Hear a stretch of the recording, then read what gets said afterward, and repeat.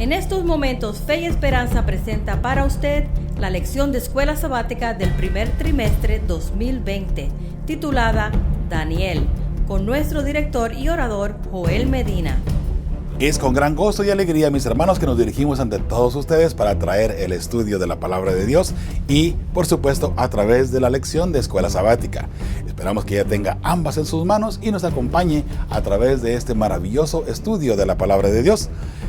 Hoy tenemos la lección número 4 que lleva por nombre Del horno ardiente al palacio.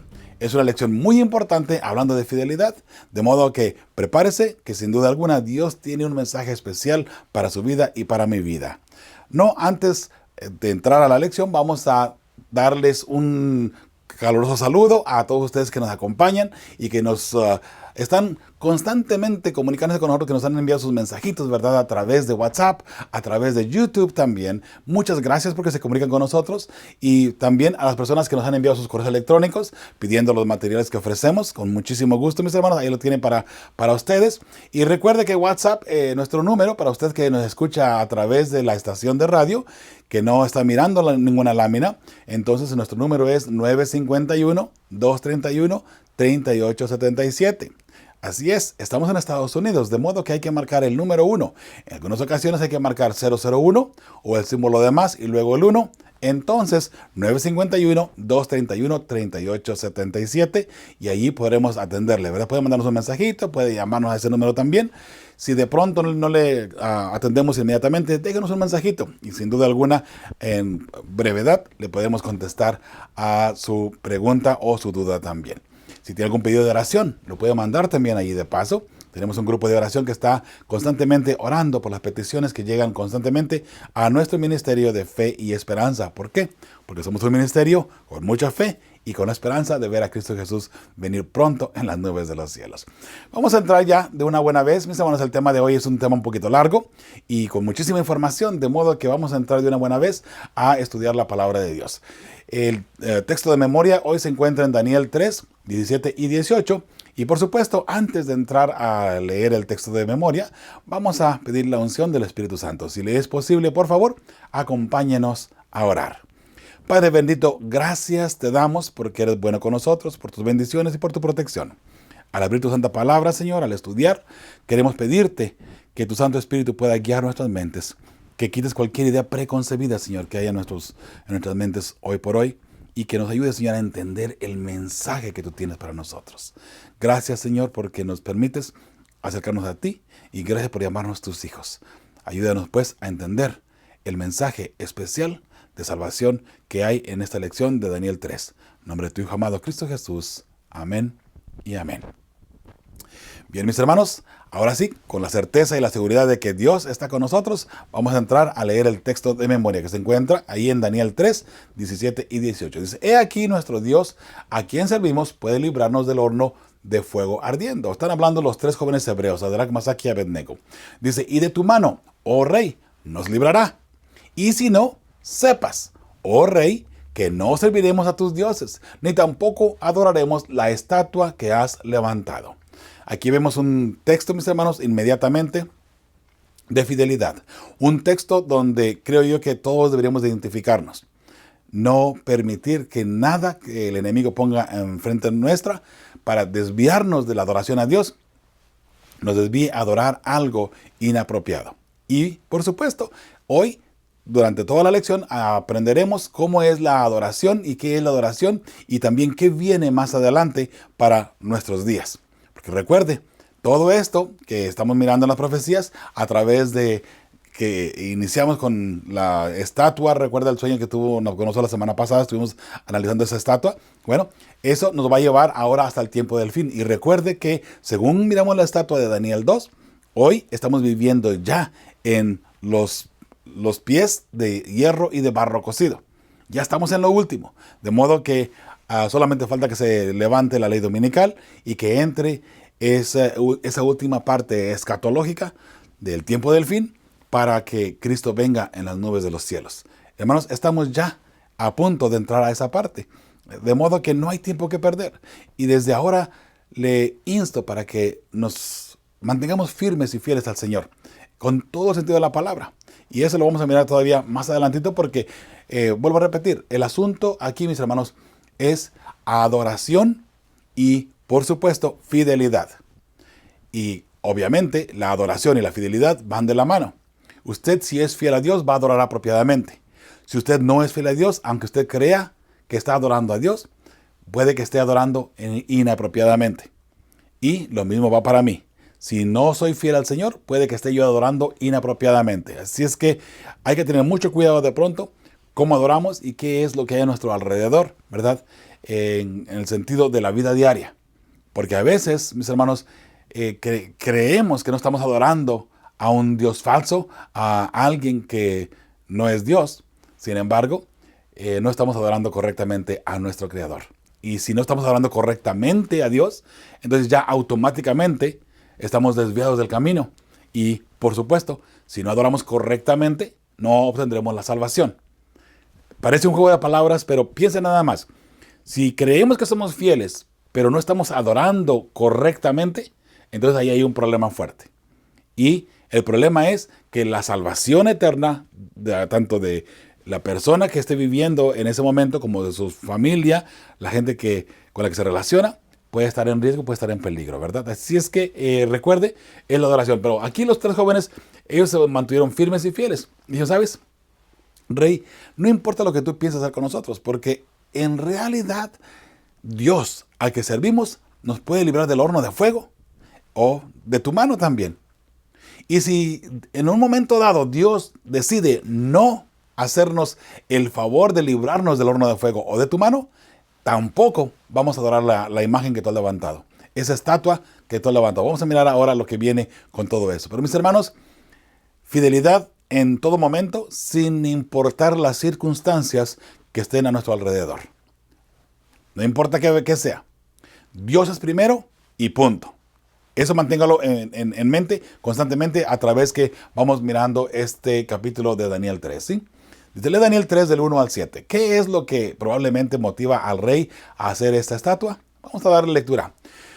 Dice el versículo 1, el rey Nabucodonosor hizo una estatua de oro cuya altura era de 60 codos. Estaba bastante grande, ¿verdad? Dice, y su anchura de 6 codos.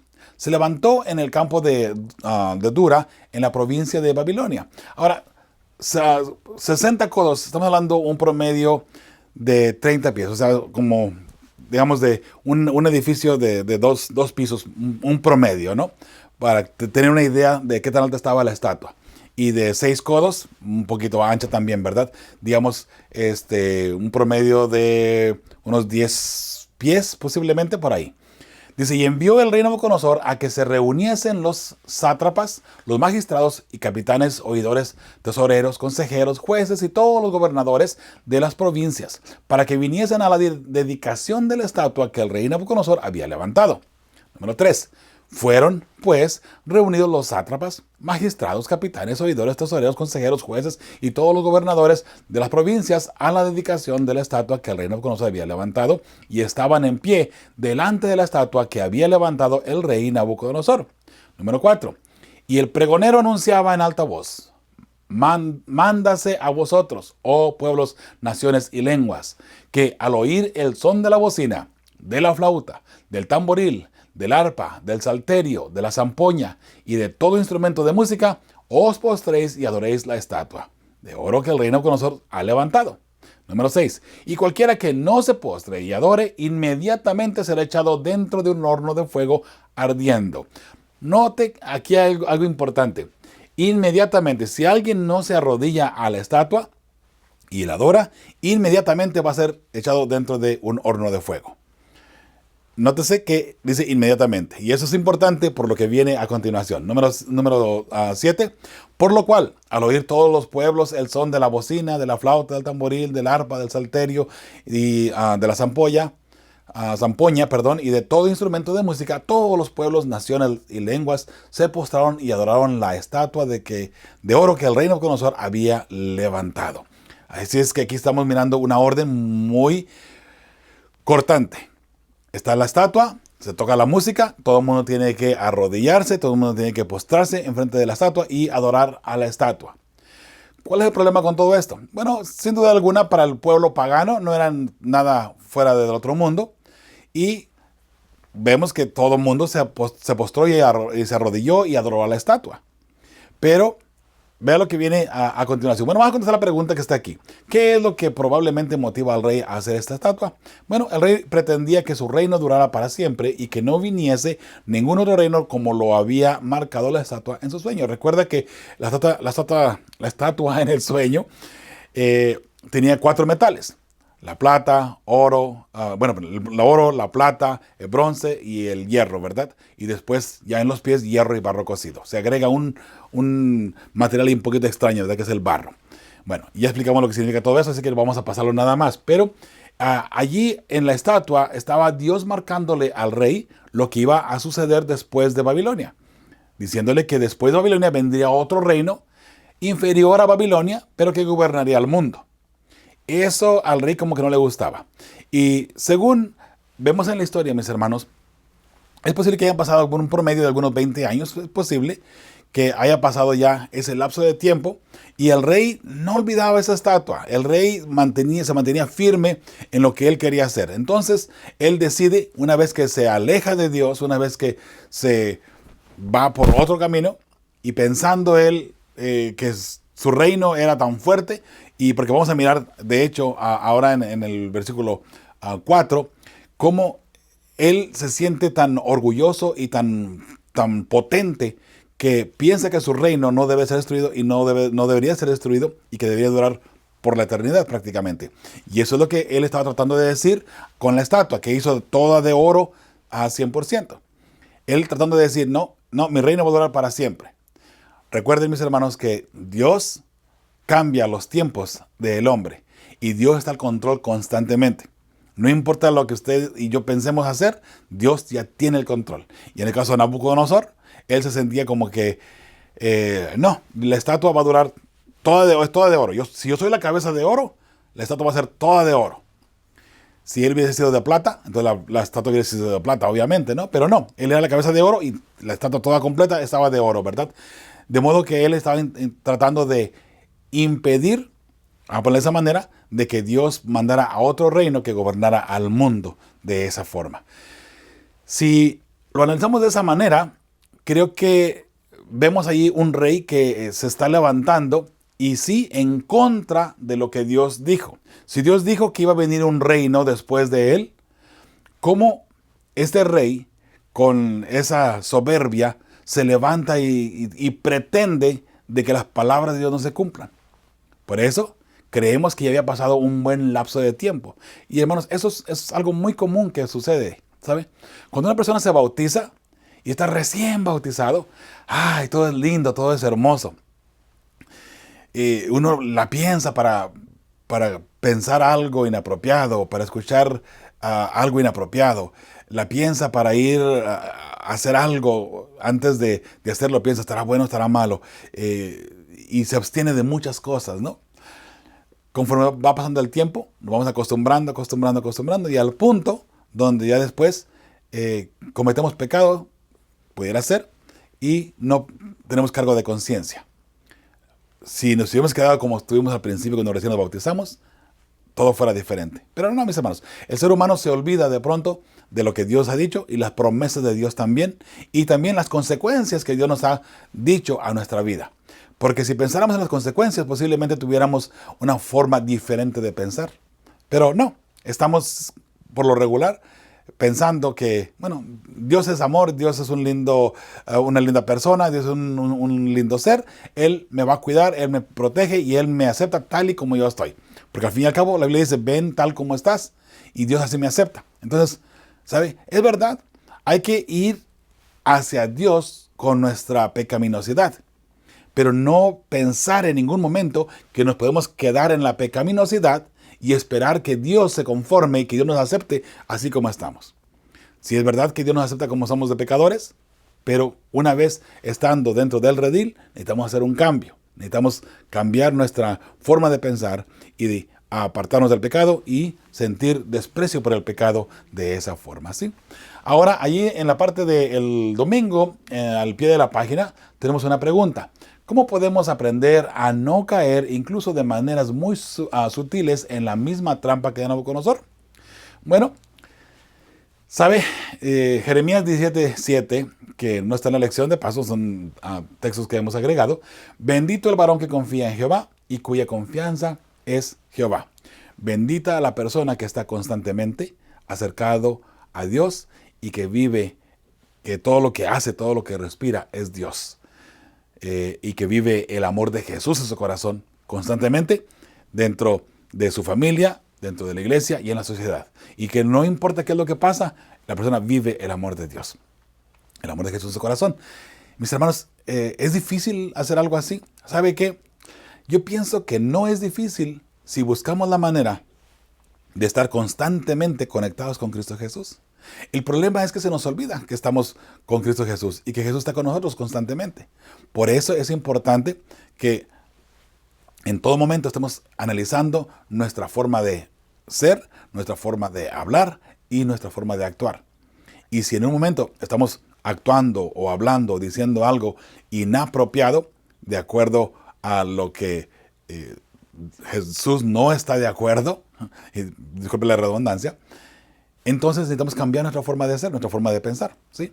Pero la respuesta que hemos puesto ahí personal dice: reconociendo primeramente que Dios es quien está al control y depositando toda nuestra confianza en Él y sabiendo que Él está listo para ayudarnos, incluso a ser fieles también. ¿Necesitas fe? Pídele a Dios. La semana pasada miramos en Santiago 1:5, recuerda, si falta sabiduría a cualquiera de nosotros, pidámosla a Dios y Dios la va a dar abundantemente y sin reprocharnos, ¿verdad? Eso es hermoso, mis hermanos, y es una promesa divina, una promesa de Dios, y esa promesa no falla porque la ha dicho alguien que no falla, nuestro Creador, Jehová de los ejércitos. Bien, entramos a la parte del lunes, mis hermanos, el llamado a adorar. Lee Daniel 3 del 8 al 15 y Apocalipsis 13 del 11 al 18.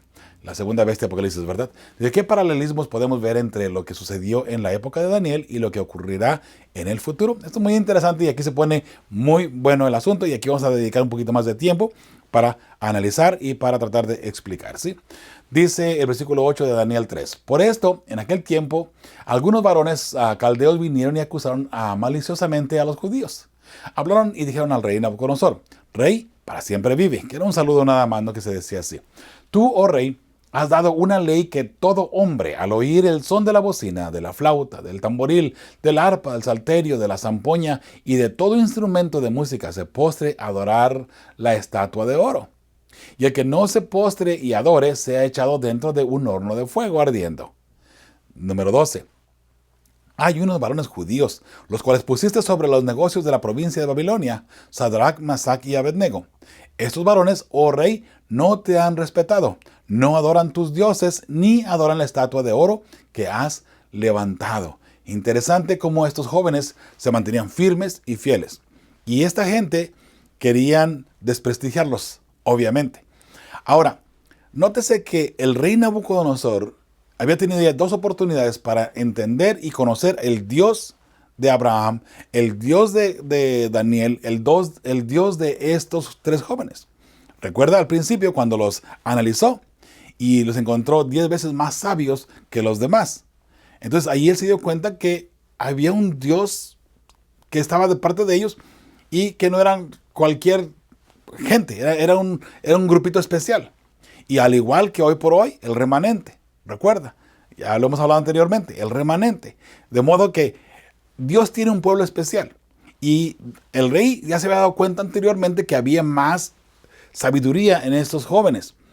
De modo que él ya conocía el Dios de estos jóvenes hebreos. Ahora, después viene Daniel. Y por si no fue suficiente en el primer capítulo, cuando ve que estos jóvenes son más inteligentes, más sabios, ahora viene Daniel y le da el sueño de la estatua, ¿verdad? La interpretación, y le dice también su sueño. Ya lo estudiamos anteriormente en la semana pasada. Pero mis hermanos, cuando Nabucodonosor se da cuenta que Daniel le dijo lo que había soñado y su interpretación, él dijo: verdaderamente el Dios de Daniel, Sadrach, Mesach y Abednego, es Dios de dioses, ¿verdad? Recuerda, él lo reconoció. Pero otra vez, pasó el tiempo y parece que se le olvidó. Ahora vienen aquí estas personas que dicen, ¿sabe qué? Hay unas personas ahí raras que no se están postrando a adorar a tu Dios, a adorar esa estatua. Hermanos, eso va a venir también en el tiempo del fin. Porque hay un grupito de personas, pequeño por cierto, comparado con todo el mundo, que se va a mantener firme en el Señor. Pero el mundo entero va a estar adorando una imagen. Y eso lo vamos a mirar a continuación, en Apocalipsis 13. Pero viene el mismo problema. Va a haber un grupito y va a haber alguien que los va a acusar. Y entre esa acusación viene la persecución en el tiempo del fin. Ahora, mis hermanos, siempre, ¿verdad? Va a haber alguien que no va a adorar a los dioses, que no se va a involucrar en idolatría y que va a mantenerse firme al Señor. Siempre va a haber alguien. Y ese alguien, mi hermano y mi hermana, me gustaría que fuese usted. Me gustaría que dentro de su iglesia se mantenga firme y fiel. Porque recuerde que solamente aquellos que se mantengan o que nos mantengamos firmes y fieles, podremos ver a Jesús venir en las nubes de los cielos. De modo que es importante que usted y yo hoy nos mantengamos firmes en el Señor. Vea lo que dice el versículo 13 ahora. Entonces Nabucodonosor dijo con ira y con enojo que trajesen a Sadrach, Mesach y Abednego. Al instante fueron traídos estos varones delante del rey. Habló Nabucodonosor y les dijo, ¿es verdad, Sadrach, Mesach y Abednego, que vosotros no honráis a mi Dios, ni adoráis la estatua de oro que he levantado? Ahora, pues, ¿estáis dispuestos para que al oír el son de la bocina, de la flauta, del tamboril, del arpa, del salterio, de la zampoña y de todo instrumento de música os postréis y adoréis la estatua que he hecho? Porque si no la adoraréis, en la misma hora seréis echados en medio de un horno de fuego ardiendo. ¿Y qué Dios será aquel que os libre de mis manos? Les comentaba anteriormente. Originalmente el decreto era la persona que no adore a la imagen va a ser echado inmediatamente en el horno de fuego. Pero aquí Nabucodonosor les da una segunda oportunidad. Como que, recuerde que estos jóvenes estaban en los negocios del rey. Y sin duda alguna el rey sabía con quién estaba tratando. Y sabía que eran personas honestas, honradas y sin duda alguna que intachables, vamos a ponerle de esa manera, ¿no? Pero ahora él les da una segunda oportunidad. Miren, en realidad no los quiero echar al horno de fuego. Pero si ustedes no se postran, entonces sí van a tener que pagar las consecuencias. Pero nótese lo que dice la última pregunta. Dice, ¿y qué Dios será aquel que os libre de mis manos? Nótese qué desafío tan grande y tan fuerte muestra aquí Nabucodonosor. ¿Qué Dios los va a salvar de mis manos? O sea, sé que, otra vez, Nabucodonosor se sentía como un Dios, se sentía fuerte. Y por supuesto, él quería ser el único reino que estuviera por toda la eternidad. ¿Sabe? Eso no es fuera de lo que comúnmente piensa el ser humano, porque recuerde que el ser humano siempre ha luchado por tratar de vivir eternamente. Y de hecho, no se olvide que esa fue la mentira de Satanás en el huerto, cuando le dijo a Adán, a Eva, cuando la engañó y le dijo, no moriréis. Dios dijo que van a morir, pero no es cierto, no van a morir, sino que sus ojos van a ser abiertos, van a conocer el bien y el mal, lo cual Dios no quiere que ustedes conozcan. Satanás siempre ha tratado de poner la inmortalidad del alma. Y Nabucodonosor, él estaba tratando de que su reino fuera perpetuo. Pero, mis hermanos, cuando Dios habla, Dios no se equivoca. Y si Dios había dicho que iba a venir un imperio después de Nabucodonosor, vendría un imperio después de Nabucodonosor, o bien después de Babilonia. Vamos a entrar a Apocalipsis 13, con la segunda bestia, y vamos a mirar aquí otra estatua, o mejor dicho, otra imagen. Y esta imagen ya no es para el tiempo antiguo.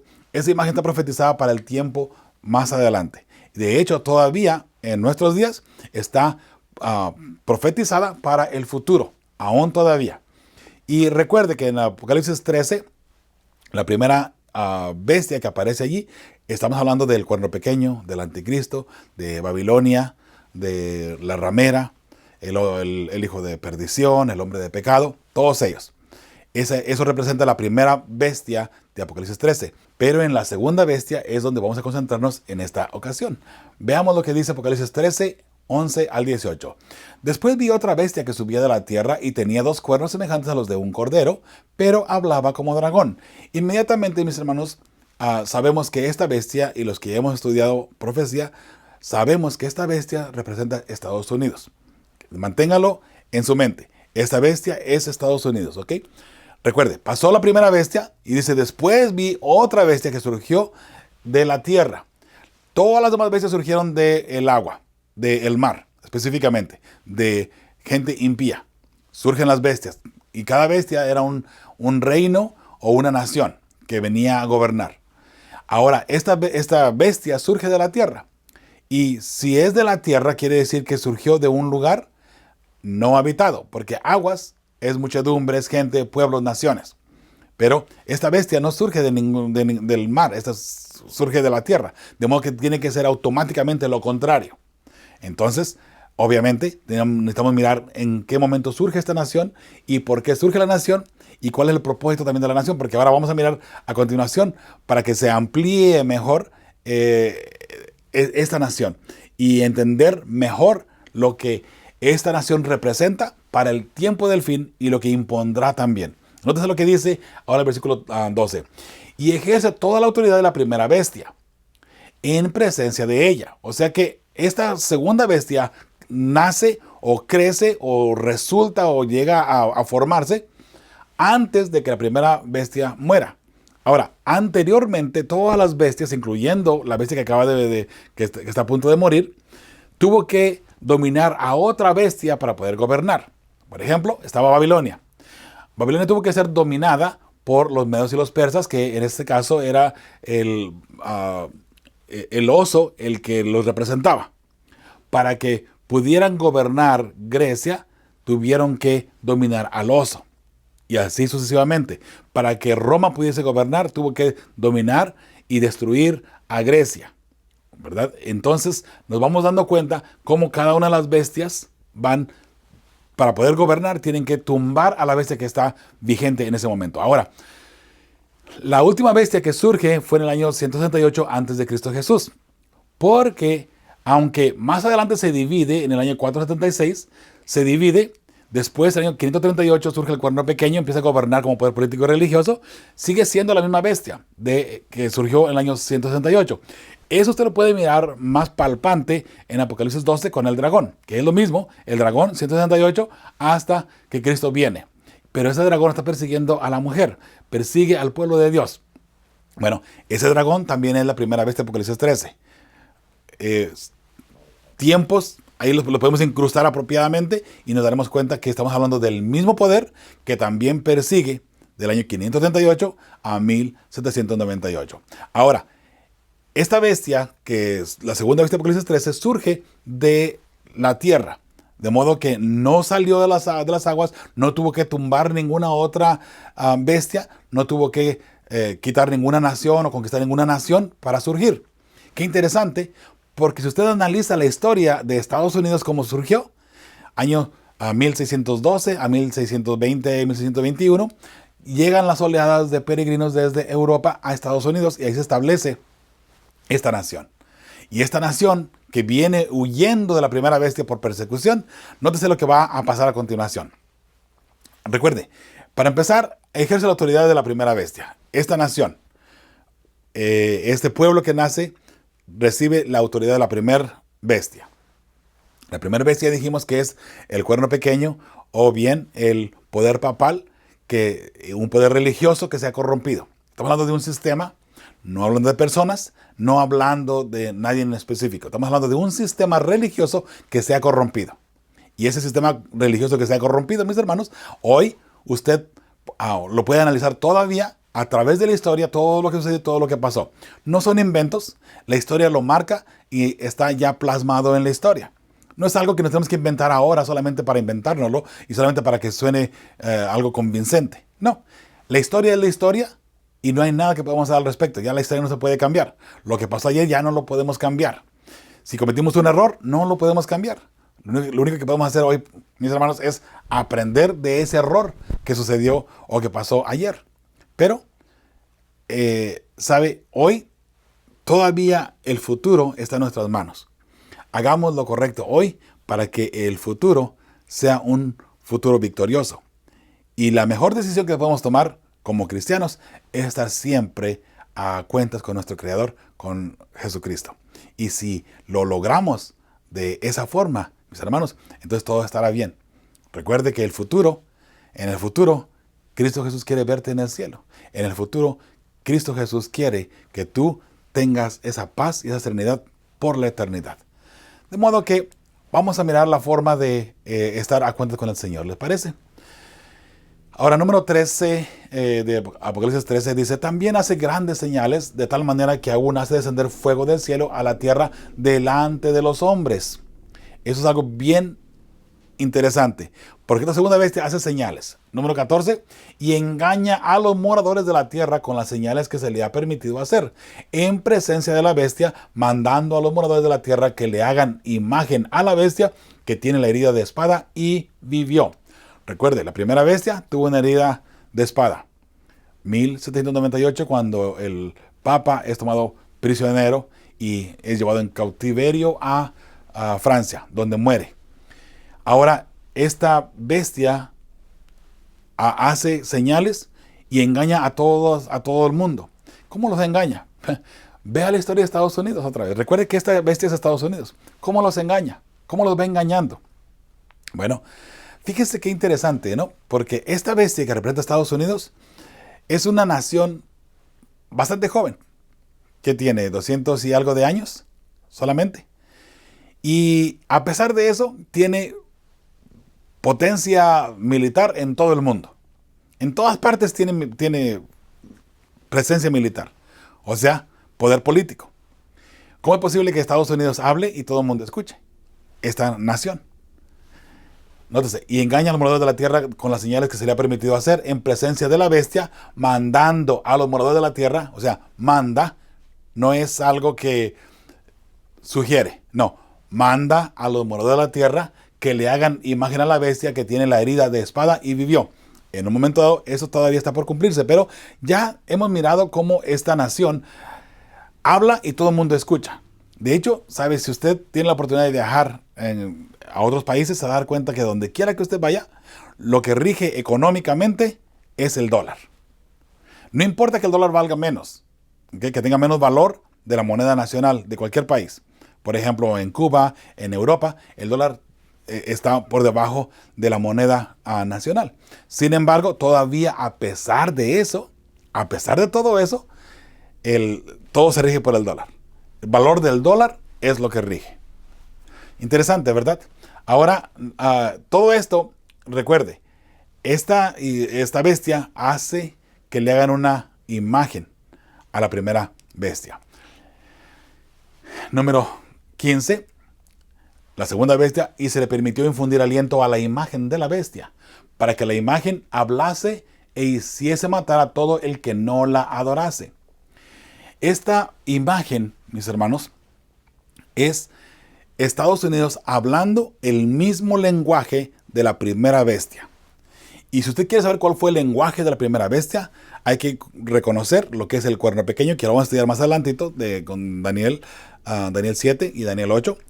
Pero hay que mirar el lenguaje que utiliza la primera bestia, que como ya dijimos, y sin duda alguna lo vamos a mirar más adelante en otra lección. Pero, ¿sabe? Si analizamos toda la forma como habló y todo lo que hizo, 538 a 1798, mató, persiguió a tantos cristianos, tantos fieles hijos de Dios, solamente porque no estaban de acuerdo con sus dogmas, con sus enseñanzas y con sus doctrinas alteradas de la Biblia. Sí, doctrinas que estaban corrompidas.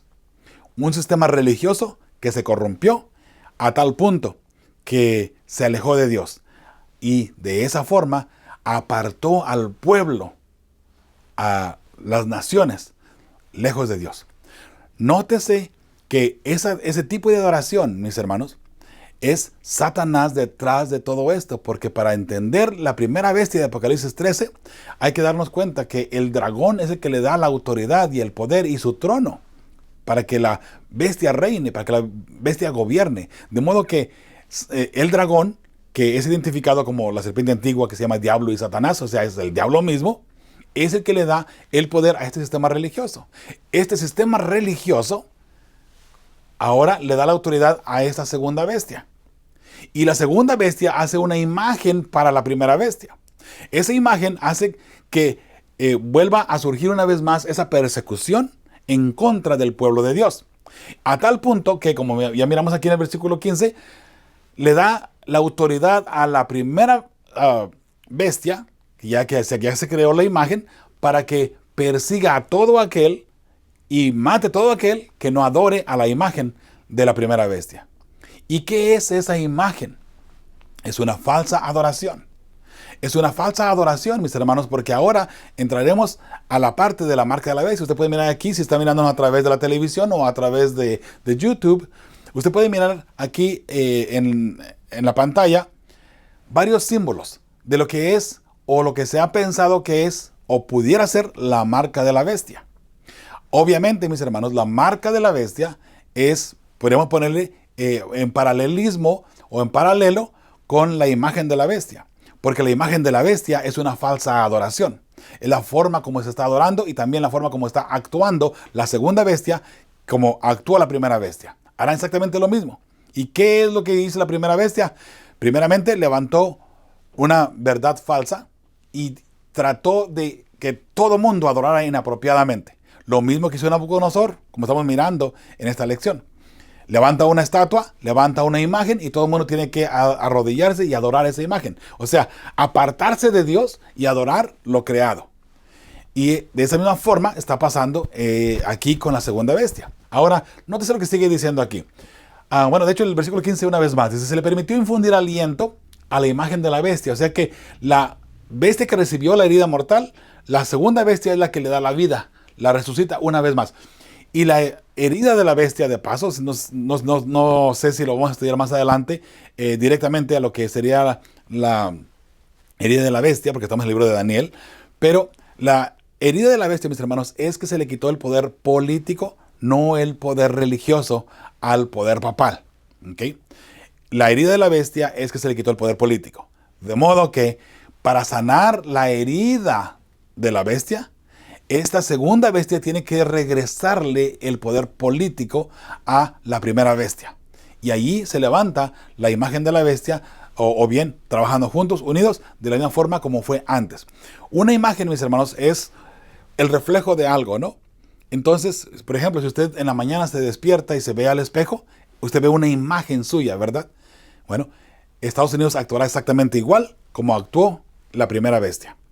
Y hay que mirar que la primera bestia se concentró en adoración. Quería que se le adorara a la bestia, al sistema religioso que todavía hasta el día de hoy exige adoración. Bueno, vamos a ver el versículo 16. Y hacía que todos, pequeños y grandes, ricos y pobres, libres y esclavos, o sea, no hay nadie que se pueda escapar de esta adoración o de esta invitación para adorar a la imagen de la bestia y para envolverse en este sistema religioso corrompido. Nadie se puede escapar. Todo el mundo tendrá la oportunidad de escuchar y de aceptar, adorar a ese sistema si lo queremos ver de esa forma, ¿sí? Dice, hacía que todos, pequeños, ricos y grandes, pequeños y grandes, ricos y pobres, libres y esclavos, se les pusiese una marca en la mano derecha o en la frente. Esa marca la conocemos hasta el día de hoy como la marca de la bestia.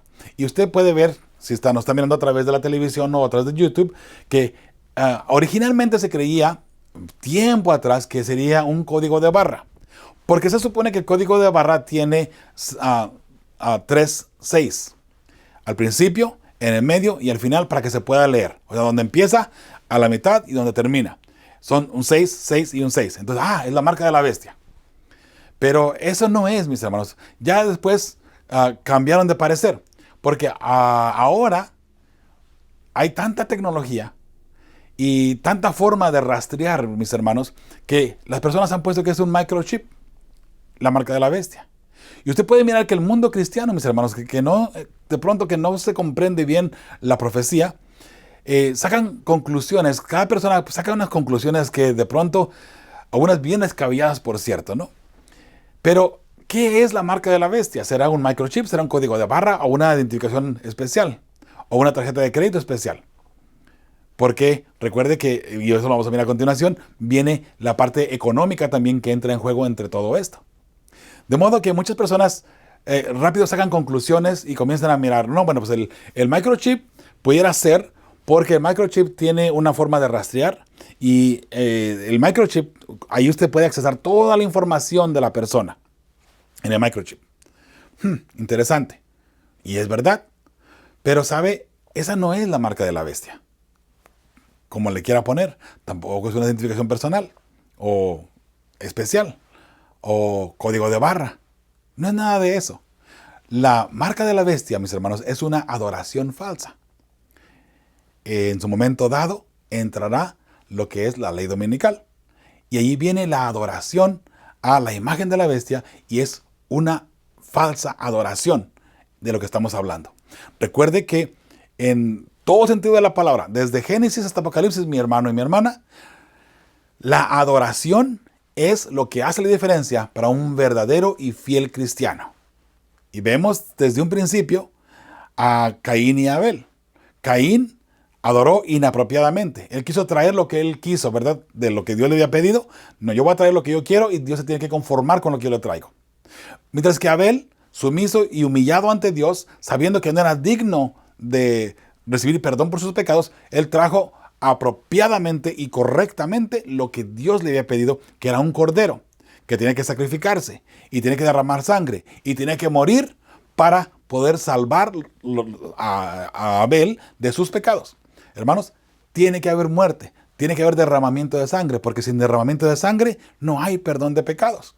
Por eso que Jesús vino más adelante, representado por ese corderito, para tomar el lugar de ese cordero. Jesús viene y Él derrama su sangre. Él derrama allí su vida, sus lágrimas por usted y por mí, para que de esa forma usted y yo tengamos la oportunidad de acercarnos al trono de la gracia de Dios y recibir la vida eterna, que es un regalo de Dios.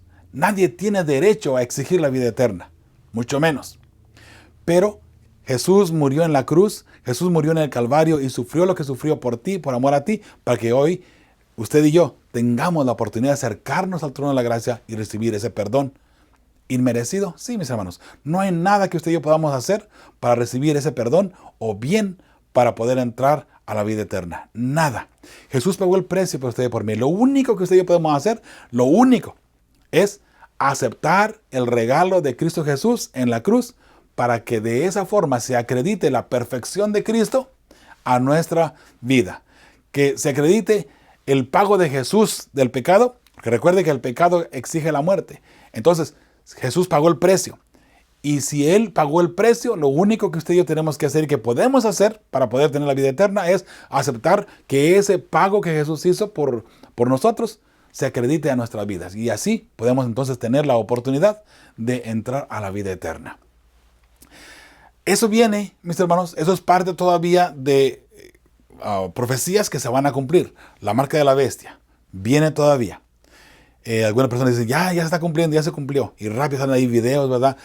Con mucha fantasía, diciendo que ya está la marca de la bestia vigente y porque ya se está implementando el microchip. De paso, hablando del microchip, hay un microchip que está como un poquito más grande que un granito de arroz, ¿verdad?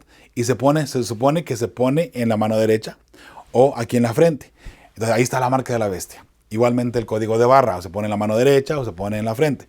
Mis hermanos, el hecho de que sea en la frente o en la mano derecha, nótese que el sello de Dios va solamente en la frente.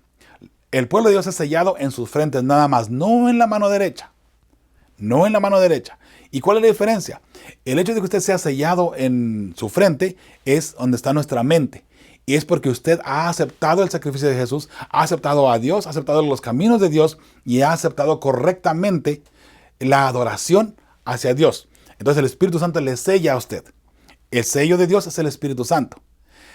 la marca de la bestia va a cambiar, va a hacer un cambio donde en lugar de ser el sello de Dios, el Espíritu Santo, sea una falsa adoración, que mirándolo de esa manera, vendríamos nosotros a adorar incorrectamente o inapropiadamente a Dios. La marca de la bestia se pone aquí en la frente o en la mano derecha, o una de dos.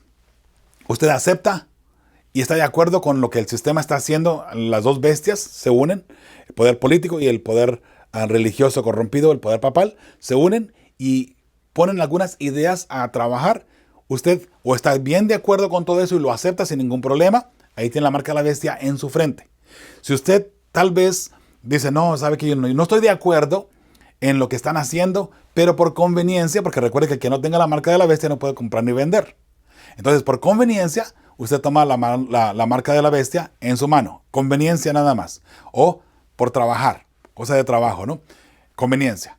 Mano derecha, conveniencia. En la frente, usted está de acuerdo con el sistema, lo que viene y los cambios que van a hacer, mis hermanos. Y nótese que eso ya está a punto de pasar. El Papa tiene ahora mismo en su agenda para el 14 de mayo de este año 2020 una reunión especial con todos los líderes del mundo. Algo está pasando, algo va a pasar, mis hermanos. Y nótese que ya está cocinando todo eso. Eso viene, mis hermanos, muy pronto. Cristo viene pronto. Y esto que está sucediendo nos señala que Jesús está ya a las puertas. Es importante que entendamos qué es la marca de la bestia. Es una adoración inapropiada a un sistema corrompido, de doctrinas corrompidas, mis hermanos.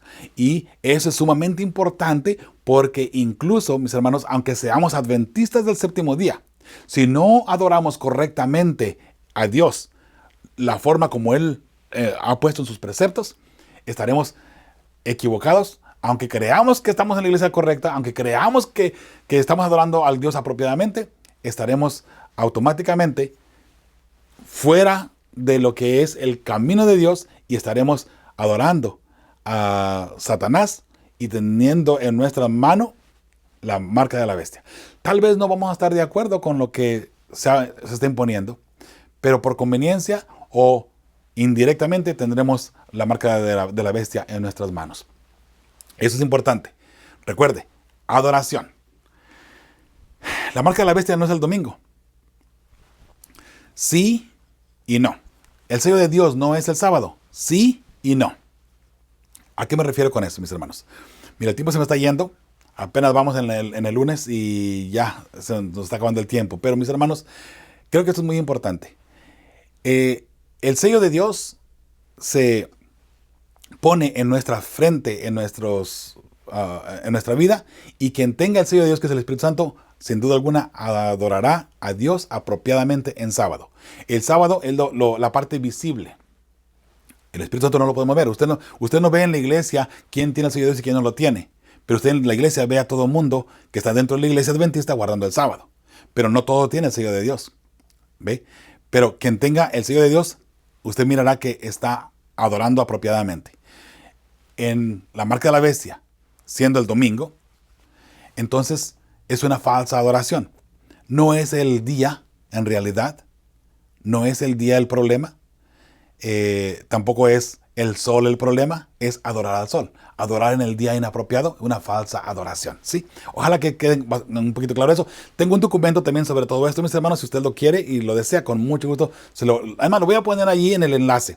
Recuerde que aquí en el video, en YouTube, están los enlaces, mis hermanos. Si usted no está escuchando a través de la radio, entre a YouTube, búsquenos ahí, Fe y Esperanza, vea la lección número 4 y bueno, cualquier lección de este trimestre. Ahí están materiales que hemos ido ofreciendo a través de estas lecciones. Ahí lo vamos a poner todos para que no tenga que mandarnos un correo electrónico y luego recibirlo, ¿no? Ahí nomás entre el enlace y ahí mismo lo va a poder conseguir. ¿Está bien? Vamos adelante, mis hermanos. Dice que ninguno pudiese comprar ni vender, sino el que tuviese la marca o el nombre de la bestia o el número de su nombre, dice el versículo 17. Y el versículo 18, aquí hay sabiduría. El que tiene entendimiento cuente el número de la bestia, pues es número de hombre y su número es 666. ¿Por qué es número de hombre? ¿Y quién tiene este número? Bueno, se ha dicho muchas veces y lo hemos interpretado como Vicarius Filii Dei. ¿Y por qué un número de hombre? Hermanos, usted sabe que la lengua o el idioma latín se conoce como una lengua muerta. ¿Por qué? Porque esa lengua fue inventada por el hombre. No fue algo que Dios hiciera en el tiempo de la Torre de Babel, como la mayoría de los lenguajes. Hay muchos dialectos, ¿no?, que se han levantado de esta manera, ¿no? Pero el latín específicamente, mis hermanos, fue inventada por Roma, y de esa forma se ha mantenido dentro de la iglesia romana, y todavía hasta el día de hoy se practica bastante ese lenguaje. Ahora, dentro de ese lenguaje es un número de hombre, o sea, un hombre lo inventó, y el título que se atribuye a ese hombre, en realidad es lo que marca el 666. Tal vez miremos eso más adelante en otra lección, pero por lo pronto vamos a tener que parar allí, ¿verdad?, con esa explicación. Luego vamos a hacer algo especial sobre la marca de la bestia. De hecho, solamente sobre la marca de la bestia podemos a durar ahí una hora, 2 horas, ¿verdad? La pregunta que hay aquí para el lunes, que hemos puesto aquí para la primera pregunta del lunes, dice: en el tiempo del fin también se levantará una imagen, hablando espiritualmente, porque no será algo visible, que exigirá adoración, y cualquiera que no la adore se dará orden de que debe morir. Al pie de la página del lunes, adorar no es solo inclinarse ante algo o alguien o profesar abiertamente lealtad suprema. ¿De qué otras formas mucho más sutiles podemos terminar adorando algo que no sea a nuestro Señor? Bien, tenemos la mujer que es la iglesia, que es el verdadero pueblo de Dios, y tenemos la otra mujer que es la ramera, que es una falsa adoración o las falsas doctrinas, ¿verdad? Doctrina correcta, doctrina corrompida. La doctrina correcta nos ayuda a adorar apropiadamente a nuestro Creador, mientras que la doctrina corrompida vamos adorando inapropiadamente, y al adorar inapropiadamente automáticamente estamos adorando a la primera bestia de Apocalipsis 13 o al dragón.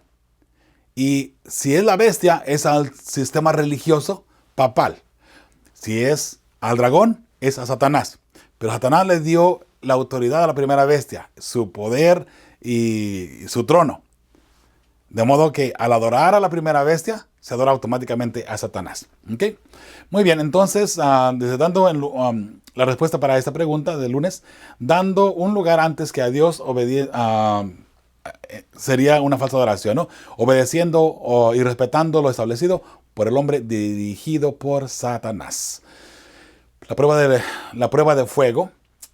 Dice el Éxodo 23 al 6: no tendrás dioses ajenos delante de mí, no te harás imagen ni ninguna semejanza de lo que está arriba en el cielo, ni abajo en la tierra, ni en las aguas debajo de la tierra. No te inclinarás a ellas ni las honrarás, porque yo soy Jehová tu Dios, fuerte, celoso, que visito la maldad de los pobres, de los padres sobre los hijos hasta la tercera y cuarta generación de los que me aborrecen, y hago misericordia a millares, a los que me aman y guardan mis mandamientos. Deuteronomio 6:4 dice: oye Israel, Jehová nuestro Dios, Jehová uno es. No hay ningún otro Dios, solamente uno, y ese es Jehová. Jehová solamente es uno. Y note que a través de las edades se ha adorado inapropiadamente a dioses. El mundo pagano, tenemos allí a la estatua de Nabucodonosor, al becerro de oro. Usted recuerda, también lo encontramos allí de paso, el pueblo de Dios que había sacado Dios de Egipto, adorando un becerro de oro, ¿verdad? Y hoy por hoy tenemos todavía imágenes, detalles, criaturas siendo adoradas. En lugar de adorar al Creador, se están adorando de esa forma, ¿no? Así es que la respuesta para esta pregunta: quisieron ser adorados como un Dios, pues sus mentes fueron desviadas por el enemigo de Dios. Eso es lo que transmiten estos versículos de Éxodo 20, ¿verdad? Y en realidad lo que está sucediendo también ahí en Daniel. Martes, ahí al pie de la página: aunque saben que su Dios puede librarlos, no tienen la garantía de que lo hará. Sin embargo, se niega a obedecer al mandato del rey, incluso sabiendo que podrían ser quemados vivos.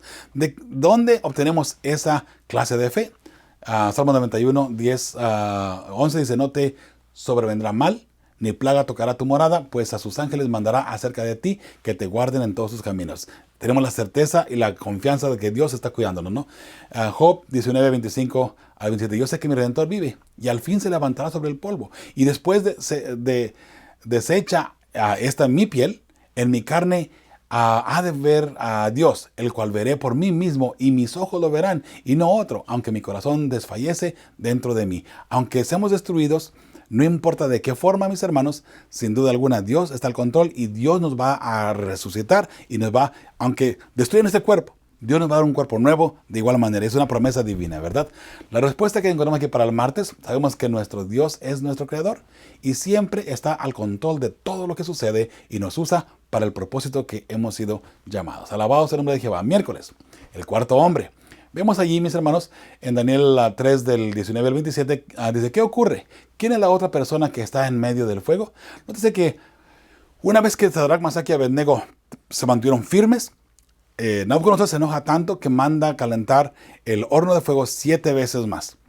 A tal punto, estaba tan caliente que las personas que echaron a Sadrach, Mesach y Abednego dentro del horno de fuego murieron por el calor tan intenso que existía, ¿verdad?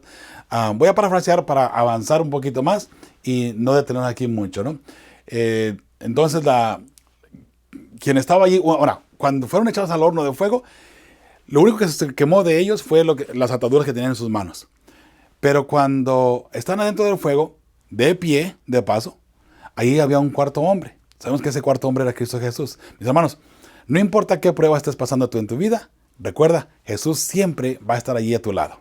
Y aquí vemos que a estos 3 jóvenes hebreos, Jesús lo está acompañando. Y a salir, dice la palabra de Dios, te puede leerlo, sigue leyéndolo por favor, no se detenga. Se va a dar cuenta que ni siquiera ellos olían a humo de lo que estaba allí dentro del horno. Ni siquiera eso, ¿verdad? Qué hermoso saber esta parte, ¿verdad? Miércoles, ahí al pie de la página. Por otro lado, ¿cuál es la liberación milagrosa que tendrán todos los fieles de Dios independientemente de su destino aquí? Bien, dice 1 Corintios 15 del 12 al 26. No los leo todos, tengo aquí solamente 4 versículos que vamos a leer. Bueno, de hecho 5 versículos. Porque si los muertos no resucitan, tampoco Cristo resucitó. Y si Cristo no resucitó, vuestra fe es vana. Aún estáis en vuestros pecados. Entonces también los que durmieron en Cristo perecieron. Porque por cuanto la muerte, es el 21, entró por un hombre, también por un hombre la resurrección de los muertos. 25. Porque preciso es que Él reine hasta que haya puesto a todos sus enemigos debajo de sus pies. Y el postrer enemigo que será destruido es la muerte. El enemigo de Dios, el enemigo del ser humano, que es la muerte, será destruido también. Esa es una promesa de Dios. Así es que de modo, ¿para qué van a tener miedo a que alguien nos llegue a matar o que alguien nos llegue a hacer daño? No hay nada que temer, mis hermanos. Nada que temer. Ahora, en la última parte, en la parte del jueves, mis hermanos, encontramos la fe. Dice Hebreos 11, que no lo vamos a leer por supuesto, ¿no? Está bastante largo, pero sí hay algunos textos bíblicos que me gustaría concentrarme en ellos. Dice, lee Hebreos 11, que nos enseña acerca de qué es la fe. Hay muchos textos ahí que están medio repetitivos, nada más que ese tuvo fe por esto y por esto y por esto. Ese tuvo fe por esto y por esto y por esto. Así que vamos a leer solamente los importantes para que usted y yo tengamos un mensaje apropiado de lo que es la fe. Dice, es pues la fe la certeza de lo que se espera, la convicción de lo que no se ve. Por fe andamos, por fe creemos. Usted no miró a Jesús morir. Por fe usted cree que Jesús murió por usted. Entonces, por fe, nosotros hoy somos fieles al Señor, esperando que por fe Cristo Jesús va a venir en un momento dado a rescatarnos del pecado y de este mundo, ¿verdad?, lleno de dolor. Y nos llevará al cielo. Por fe creemos que iremos al cielo. Esa es una convicción que tenemos de algo que no vemos. Versículo 2. Porque por ella alcanzaron buen testimonio los antiguos. Todos los antes de Jesús alcanzaron buen testimonio por la fe. Por la fe, entonces, por la fe entendemos haber sido constituido el universo por la palabra de Dios. De modo que lo que se ve fue hecho de lo que no se veía. Por fe sabemos que Dios hizo el universo, que Dios hizo la creación. No estuvimos ahí para mirarlo, ni Adán ni Eva estuvieron ahí para mirarlo. Ellos fueron creados al último, recuerda. Cuando Jesús los hace, ellos se despiertan y ven todo lo que está creado. Ahora, sin duda alguna, todo esto lo he creado para ustedes, para que ustedes lo gobiernen, específicamente Adán. Entonces, Adán tuvo que creer por fe que Jesús había creado todo eso para que lo gobernara él, ¿verdad? El versículo 6 dice, pero sin fe es imposible agradar a Dios, porque es necesario que el que se acerca a Dios crea que le hay y que es galardonador de los que le buscan. Alabado sea el nombre de Jehová, ¿verdad? ¿Por qué? Por fe, mis hermanos. Y recuerde, sin fe no podemos agradar a Dios. 13. Conforme a la fe murieron todos estos sin haber recibido lo prometido, sino mirándolo de lejos y creyéndolo y saludándolo y confesando que eran extranjeros y peregrinos sobre la tierra. Todos los antepasados, por fe en Cristo Jesús que vendría, ellos tuvieron esa fe firme y pensaban y estaban seguros de que Jesús vendría en un momento dado para rescatarlos a ellos por lo que ellos estaban haciendo. Digamos, si traían un corderito para ser sacrificado, allí se cumplía esa parte de la fe en lo porvenir. Algo que ellos no miraban y no miraban a Cristo Jesús venir y morir por ellos.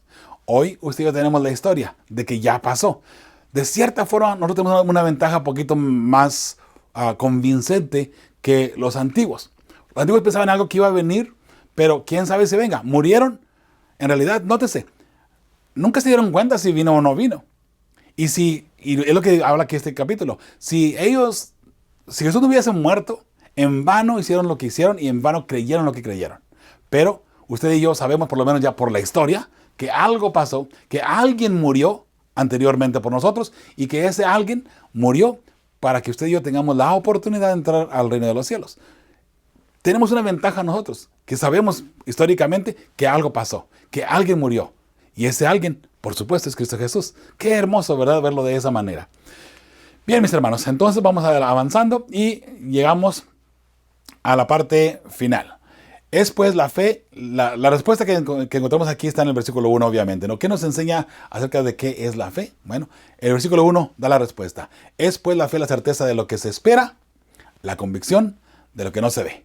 No podemos ver lo que viene, no podemos ver lo que está en el futuro, pero creemos por fe que será un futuro bueno porque está a cargo de Dios y Jesús viene por nosotros. Al pie de la página y el jueves dice de qué formas podemos ejercer la fe día a día, incluso en cosas pequeñas que pueden hacer que nuestra fe crezca y esté preparada para enfrentar mayores desafíos con el tiempo. Porque en muchos sentidos las pruebas en las cosas pequeñas son las más importantes. Bueno, tenemos ahí Mateo 25:21, la respuesta bíblica. Su Señor le dijo: bien, buen siervo y fiel. Sobre poco has sido fiel, sobre mucho te pondré. Entra en el gozo de tu Señor.